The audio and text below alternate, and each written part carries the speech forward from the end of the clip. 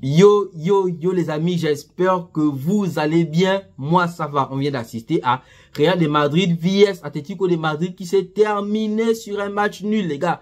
C'est le troisième match d'affilée qui s'est fini en match nul entre ces deux équipes. Et je crois que le quatrième match, le Real de Madrid n'arrive plus à frapper l'Atlético de Madrid. Je crois que la dernière victoire du Real de Madrid face à l'Atlético, je crois que c'était en janvier 2024. En gros, plus de 1 an que le Real de Madrid n'a pas fracassé l'Atlético de Madrid. Bref, on va revenir sur cette rencontre. Si vous passez ici pour la première fois les frérots, moi je fais du contenu sur le Barça et le Real de Madrid, débrief des matchs et actualité. Donc frère, tu mets un like, tu mets un commentaire, ça aide au référencement YouTube et ça soutient la chaîne. Les gars, ce match était vraiment du n'importe quoi. C'est vrai que beaucoup n'aiment pas le style de jeu que pratique l'Atlético de Madrid et ils pensent que l'Atlético de Madrid ne joue que comme ça. Parce qu'en vrai, si vous suivez bien les matchs de l'Atlético cette saison, l'Atlético est ultra offensive.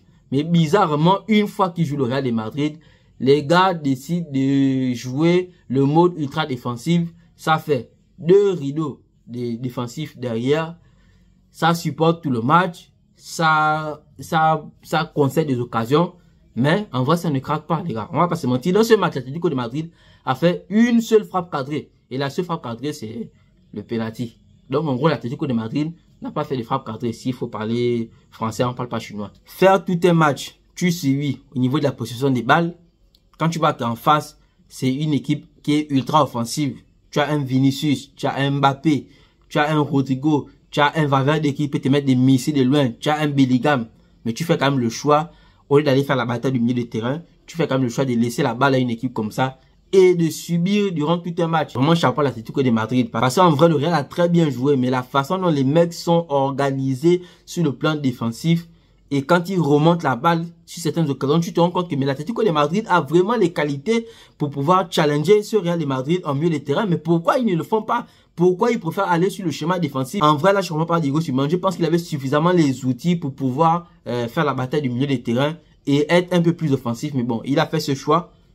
Il a obtenu le match nul. Je ne sais pas si c'est le résultat qu'il voulait ou il comptait faire le hold-up à la fin du match. Mais n'empêche que c'est quand même à respecter la performance de l'Atlético de Madrid dans ce match. Ça montre vraiment que Diego Simeone, il maîtrise à la perfection les schémas défensifs. Il sait faire défendre son équipe. Quand les gars décident de serrer, vous allez avoir l'impression que ça va finir par craquer. Mais en vrai, ça ne craque pas. Oui, c'est vrai qu'il y a eu quelques occasions de Bellingham, notamment des têtes. Mais au finish, ça n'est pas rentré. Au finish, Jan Oblak a tenu bon. C'est vrai que Jan Oblak aussi a eu à bosser dans ce match parce qu'il y a des occasions qui auraient pu quand même être début. Jan Oblak a bossé, mais au finish, on va retenir qu'ils ont fait match nul et l'Atlético de Madrid maîtrise à la perfection les schémas défensifs.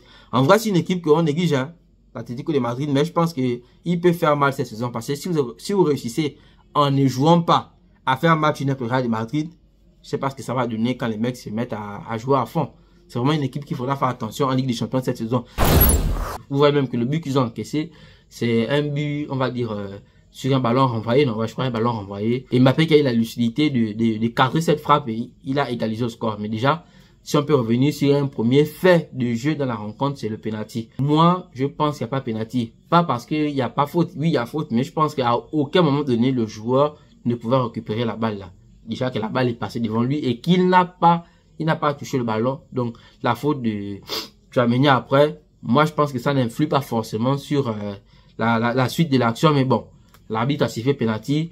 Vous allez me dire en commentaire ce que vous pensez. Est-ce qu'il y avait penalty ou pas? Pour ma part, je pense qu'il n'y avait pas penalty. Aussi, ça soulève encore le point de Tchouaméni dans l'axe de la défense. C'est vrai que pour ce match, on va dire oui, il y a beaucoup de joueurs blessés. Donc, Tchouaméni était plus ou moins obligé de se retrouver dans l'axe de la défense.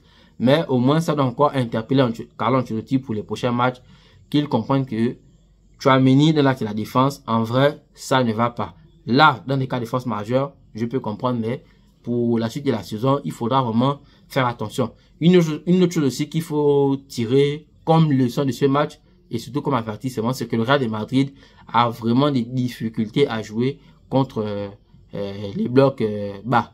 C'est-à-dire que quand les mecs font des rideaux et ça défend fort, le Real de Madrid défend là-bas, ça n'arrive plus à combiner, ça n'arrive pas à trouver les failles. Et pourtant, ils ont beaucoup de joueurs assez techniques entre un Bellingham, tu as un Vinicius, tu as Rodrigo et aussi Mbappé à la pointe de l'attaque. Mbappé, son match est sauvé parce que, on va pas se mentir, Mbappé a fait un plus ou moins bon match. C'est vrai que personne n'a été au top dans ce match, dans la mesure où l'équipe en face était vraiment repliée dans la défense. Donc c'était difficile de sortir un gros match, mais on va pas se mentir, Mbappé quand même sur ce match, je pense que ça va. Je pense que sur la saison, ils ont dû avoir 3 matchs de la sorte, là où ils ont joué des blocs bas, et à chaque fois, ça a été la même chose. Quand le Real de Madrid joue contre un bloc bas, les offensifs n'arrivent pas à produire du très bon football, ils n'arrivent pas à sortir leur épingle du jeu. C'est vrai que ça, c'est créer des occasions, mais c'est pas des véritables occasions. Bro, prends une minute pour t'abonner, s'il te plaît. Ça, c'est quelque chose que le Real de Madrid devra encore travailler. C'est vrai que dans la semaine, ils vont jouer Manchester City. Bon, pour moi, je pense que l'Atlético de Madrid est bien plus en forme que Manchester City actuellement. Mais attention, ça laisse quand même des points d'interrogation dans la mesure où, si ce sont les matchs qui sont des matchs capitaux, parce que c'était le premier contre le deuxième du championnat, c'est un derby. Et c'est aussi une façon de préparer le match de Ligue des Champions.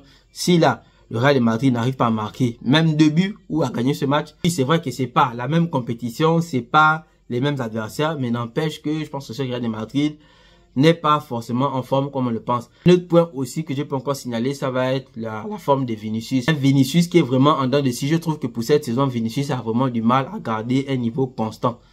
À un moment, il fait des super matchs, le match d'après, ça ne va pas. Il fait un super match, après 2 matchs, ça ne va pas. Donc, pour un club qui se prétend vouloir jouer sur tous les tableaux cette saison, Bro, prends une minute pour t'abonner, s'il te plaît. Ce sera tout pour cette petite vidéo. Elle ne sera pas longue. On va se capter demain pour le match du FC Barcelone. J'espère qu'on va gagner et racoler un peu aux équipes de devant qui viennent de faire un match nul. On est ensemble. Merci d'avoir regardé. Vous mettez un j'aime, un commentaire. On se capte à demain. Peace.